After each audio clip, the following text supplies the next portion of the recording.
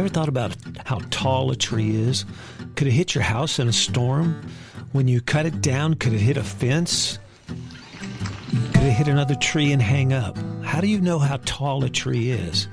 Well, you could use a cross sight I designed. These 2 points here and here, that would be like in that particular picture or up to the limb you're checking. And it goes up to your forehead. But you can simply use a stick. You can take a stick off the ground, get the length of your arm, create a triangle with your eye, and be able to know exactly how tall that tree is.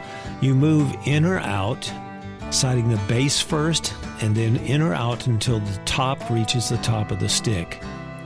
So moving backwards, moving forward, till that stick lines up the length of your arm to the height of the tree. And you know exactly on the ground where that tree will hit. Good sawing to you.